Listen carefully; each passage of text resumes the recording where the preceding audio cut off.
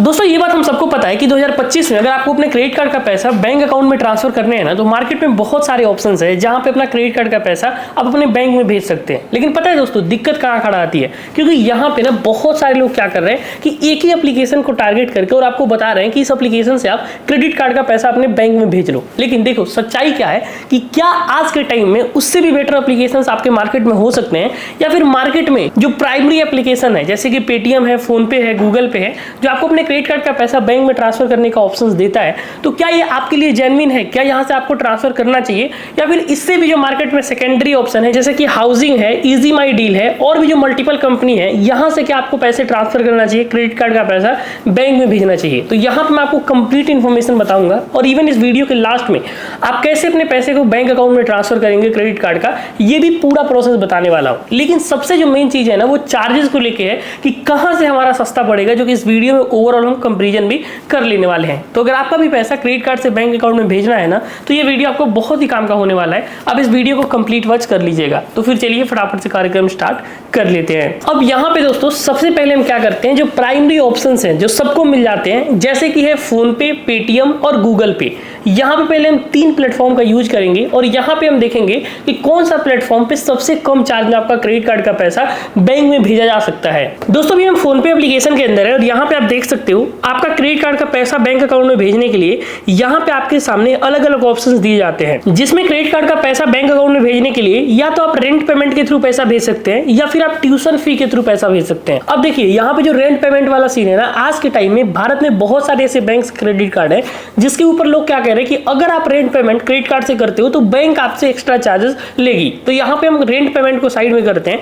अगर हम tuition fee के ऊपर क्लिक करते हैं और मान के चलते हैं यहाँ पे हमने अपना यूपीआई आईडी डाला, पूछ रहा है कि आपको कितना अमाउंट अपने बैंक में भेजना है। एग्जाम्पल के लिए हम तीनों केसेस में 5,000 रुपए का एग्जाम्पल लेंगे। चलो यहाँ पे हमने 5,000 के ऊपर क्लिक कर दिया है। अब आपको किस कार्ड से पैसा भेजना है, तो बेसिकली अपना card number, CVV, expiry date यहाँ पे हम डाल देते हैं। तो आप देखिए यहाँ पे 5,000 रुपए के अमाउंट में अगर मैं अपने क्रेडिट कार्ड को यूज करता हूँ तो 50 रुपए एक्स्ट्रा चार्जेस लगता है। अगर मैं आपको इसके ऊपर क्लिक करके भी दिखाऊं तो कन्वीनियंस फीस 50 रुपए है। तो अगर मैं फोन पे का एग्जांपल आपको दे के समझाऊं तो आज के टाइम में अगर अपने क्रेडिट कार्ड का पैसा आप होम ट्यूशन या फिर ट्यूशन फी के अंदर अगर अपने बैंक में भेजना चाहते हैं तो आपको 1% का चार्ज यहाँ पे देना पड़ सकता है।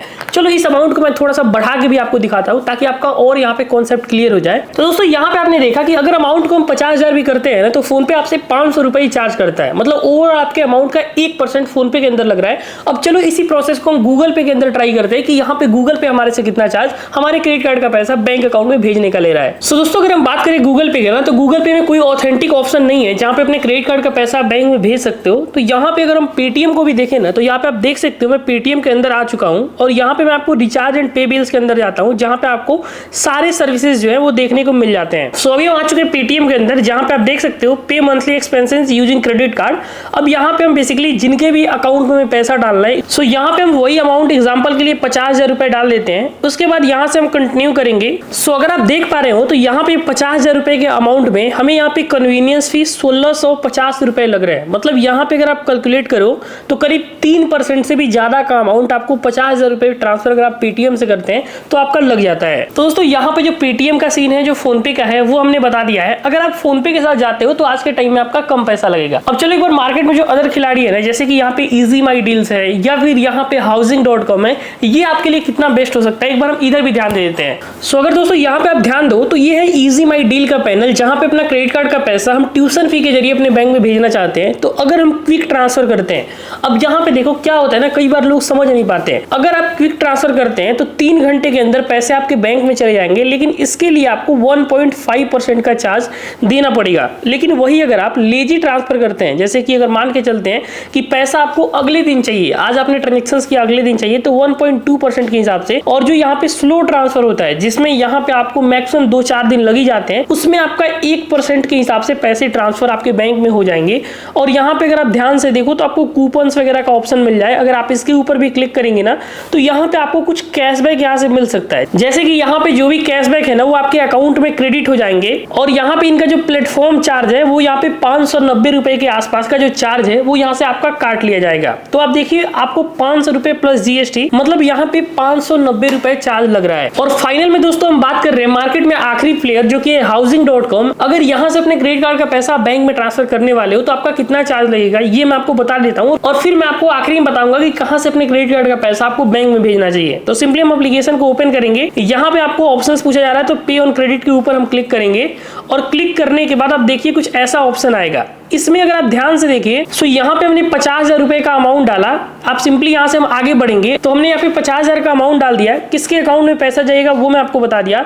और फिर यहाँ पे अगर आप ध्यान से देखो दोस्तों तो आपके सामने एक हैव इनवाइट कोड का ऑप्शन आ रहा है। अब यहाँ पे ना अगर आप एक इनवाइट कोड यूज करते हो, एग्जाम्पल के लिए मैं आपके सामने वो इनवाइट कोड दिखा देता हूँ। यहाँ पे आप देखिए डील 12 हम सिंपली अप्लाई करते हैं तो आप देखिए अगर ध्यान से देखो तो यहाँ पे 50,000 के ट्रांजेक्शन में 49,470 रुपए का ऑप्शन आ रहा है। चलो एक बार मैं आपको यहाँ से आगे भी क्लिक करके दिखा देता हूं। जैसे ही हम अगले पेज के ऊपर क्लिक करते हैं तो यहां से आपका कार्ड नंबर मांगा जाएगा। सिंपली अपना कार्ड डिटेल हम यहां से डाल देते हैं। सो अब अगर आप ध्यान से देखो तो आपके सामने पूरा इंटरफेस खुल चुका है। अगर हमें 50,000 रुपए का ट्रांजेक्शन ट्यूशन फी के थ्रू हाउसिंग का यूज करके करता हूं तो यहाँ पे हमारा 50,909 रुपए हमारे अकाउंट से कटेंगे। लेकिन इसमें प्लस पॉइंट क्या है कि हमें 800 के आसपास वापस मिल जाएंगे। तो अगर आप ध्यान से समझो तो यहाँ पे आपका करीब 150 रुपए के आसपास एक्स्ट्रा जा रहा है और 50,000 रुपए आपके क्रेडिट कार्ड से आपके बैंक अकाउंट में ट्रांसफर हो जा रहे हैं। तो ये बात आप ध्यान दे दो। सो अगर आपको यहां से पेमेंट करना है तो आप पे के ऊपर क्लिक करोगे और ये जो ट्रांजैक्शन है उसे कंफर्म कर दोगे तो पैसे आपके बैंक में चले जाएंगे। सो अब बात करते हैं फाइनल कंक्लूजन के ऊपर कि आज के टाइम में आपको कौन सा प्लेटफॉर्म यूज करना चाहिए। तो मेरे हिसाब से आप नंबर 1 पे हाउसिंग यूज कर सकते हो, जहां पे आप हाउसिंग के जरिए अपने क्रेडिट कार्ड का पैसा अपने बैंक में भेज सकते हो। सेकंड नंबर पे आप फोन पे यूज कर सकते हो। थर्ड नंबर पे इजी माई डील यूज कर सकते हो और फोर्थ नंबर पे आप पेटीएम यूज कर सकते हो। तो यहाँ पे हमने मार्केट की जो भी रियलिटी है ना क्रेडिट कार्ड का पैसा बैंक अकाउंट में भेजने को लेकर आपको कंप्लीट बता दिया है।